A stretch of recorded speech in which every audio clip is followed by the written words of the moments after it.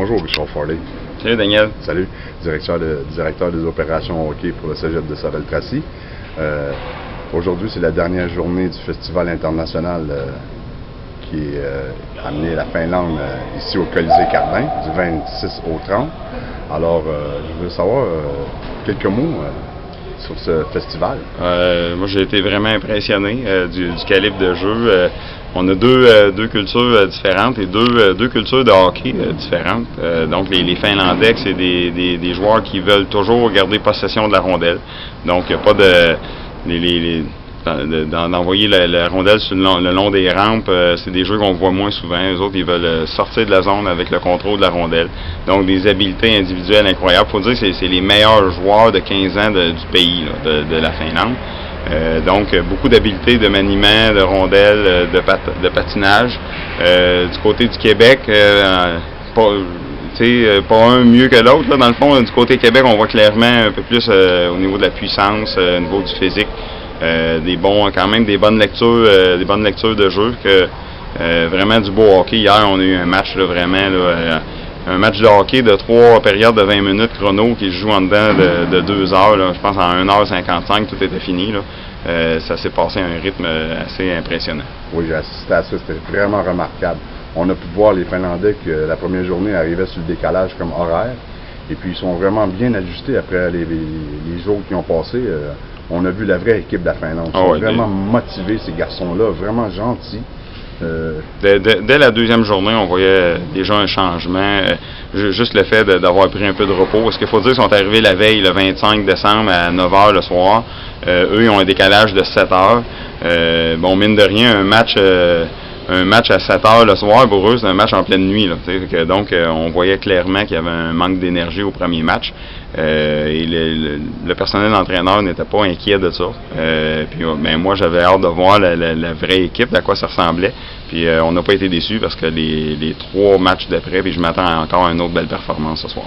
Ah oui, ils ont vraiment été remarquables d'après leur esprit d'équipe. Puis vraiment, je leur ai parlé. J'ai fait quelques entrevues avec 2 joueurs et puis ils m'ont dit qu'ils aimaient vraiment le Canada, ils aimaient vraiment Sorel, puis que le staff ici, c'était vraiment top one. Oui, je pense qu'avec, en tout cas, nous autres, les rebelles du Cégep de Sorel-Tracy, en partenariat avec la ville de Sorel-Tracy, donc on reçoit cet événement-là.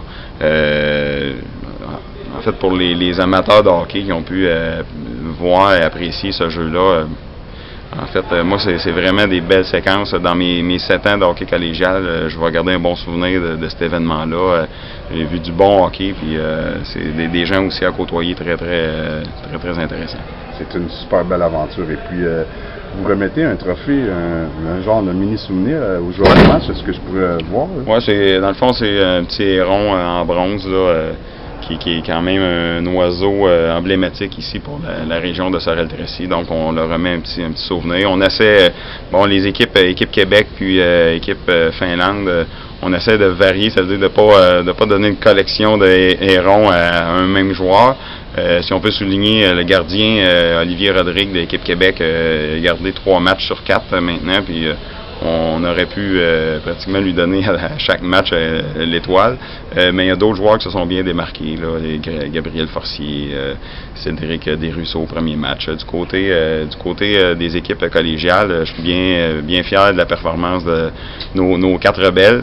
On avait Gabriel Couture comme gardien de but, Wilson Forêt comme défenseur, Olivier Plourde comme attaquant et Jordan Mayou comme attaquant, qui ont fait subir jusqu'à maintenant la seule défaite de l'équipe Québec. Donc les gars, les 17 ans collégiales qui ont gagné 3-2 avant-hier.